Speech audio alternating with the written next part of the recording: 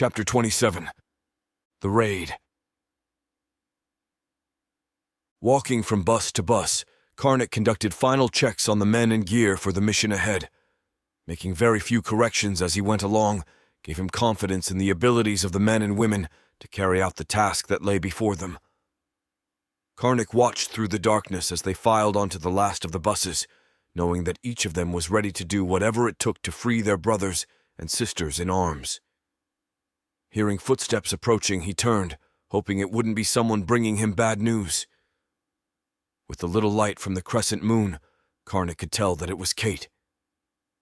"You all set, Kate?" he asked, seeing 4 other figures following some distance behind her.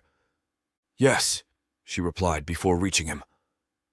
Kate walked up to Karnak and stretched out her arms, wrapping them around him and placing her head on his shoulder.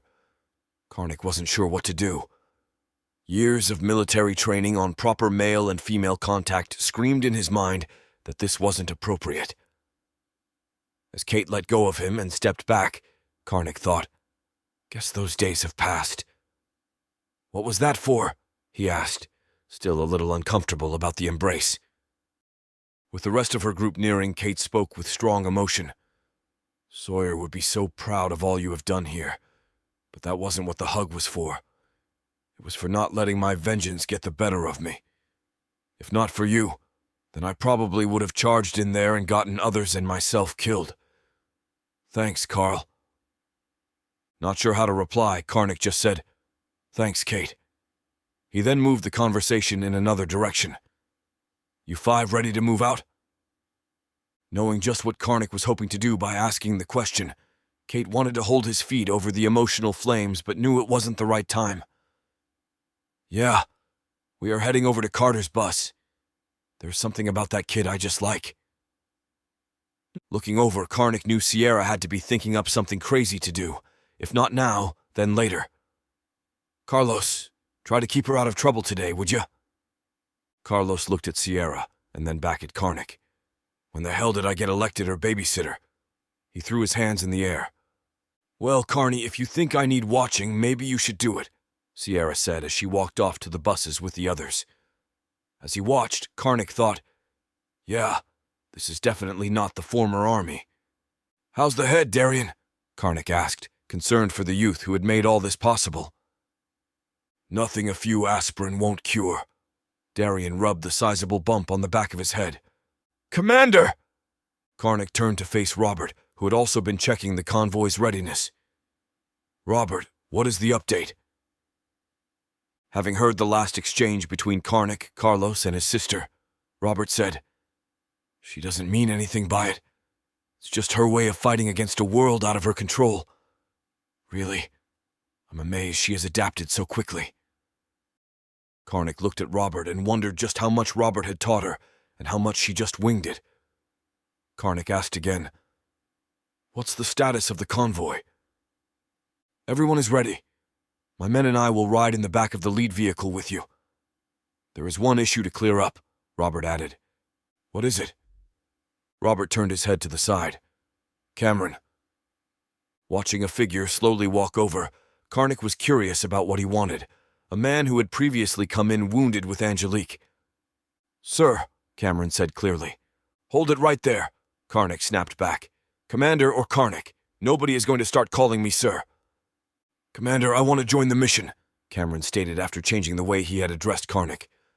Although Karnak couldn't see the expression on his face clearly through the darkness, Cameron's body language gave away how weak he still was. Karnak could see why Angelique had trusted him, but also believed he was in no condition to fight. He thought about how angry Angelique would be to come back and find out her wounded man had been killed. "Cameron, I appreciate your willingness to fight, but this is going to be a hard mission in your current state. What I would like is for you to help with security here." Karnak understood the willingness to fight, even when you were not at your best. "Yes, Commander. Any word from Angelique and the others?" Cameron asked. "No, I expect them back any day now. Keep an eye out while we are gone." He hoped to give Cameron a purpose to keep watch over the armory. "See the supply sergeant for weapons and gear. I think the rifle you had when you arrived suffered a direct hit." Karnak looked the man over, impressed by the progress he had made after such severe wounds. "Thanks, Commander." Cameron walked slowly back to the armory. Directing his attention back to Robert, Karnak gave him a few orders for the trip to the camps. "Your sister and Kate said it's pretty hard going through the city. We aren't taking any chances with these men. If you and your men see anybody with weapons pointed in our direction, take them out. Wound if possible. Kill if necessary." Karnak spoke with a straight face. What he was telling Robert went against everything he knew. The thought of taking American lives, no matter the situation, bothered him greatly. Robert stood with his Noreen in hand pointed down to the ground, already prepared to do what was necessary to ensure the mission's success. He thought of the soldiers in the FEMA camp, imprisoned for serving their country, wondering if they would be rescued. He only wished that they knew somebody was on the way. Robert looked at his watch and began calculating the time. "The trip will take approximately an hour and a half if all goes well. That gives us only an hour to get everything in position.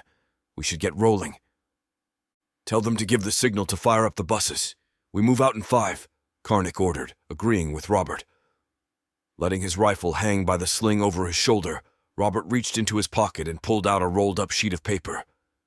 He took out a lighter from a small pocket on his vest. Once one end of the paper was burning, he held it up much like the Statue of Liberty. With its light cutting through the darkness, engines could be heard coming to life all down the convoy. Keeping a close eye on the CERT driver that Robert had interrogated while clearing the tunnels, Bellamy climbed up into the cab of the semi. He had a feeling that driver wasn't that afraid of him. With a scratchy voice due to old age, Bellamy looked over as he settled into the passenger seat and said, "Don't let the wrinkles fool you, son. You'll just be another in a long list of men I have killed." He tapped the pistol sitting on his lap. Bellamy could tell from the way the man's face lost all expression that the message had been received. "If you want to survive this, then you better do whatever it takes to get these men to the appointed location. If you think you can overpower me just because I'm old, you're probably right, but not before the bullet from this pistol tears a hole in your gut that you will not be able to survive. If I feel that you're trying to tip off anybody, then I will shoot. I have nothing to lose, as it is just a matter of time, most likely a very short time before I meet my maker. Now let's drive without saying a word, if you understand." The young man worked the shifter and hit the gas, sending the 18-wheeler with its trailer packed with soldiers down the underground highway. Feeling the speed at which they were traveling, Bellamy felt it necessary to offer the young man a reminder. "We don't arrive before or after 0535. Got it?" Bellamy patted the pistol once more. With the mission underway, the men looked out the bus windows. Even in the little light that spread from the headlights, they could see the devastation around them. They watched as abandoned vehicles, burned buildings, and corpses were revealed. They also watched as those who were still alive scrounged for whatever they could find, wishing that they could help ease their suffering. At the same time, they were thankful for finding the militia. Rather than focus on the world outside of the deuce and a half, Karnak focused on the well-being of those under his command. Over that, he had some control.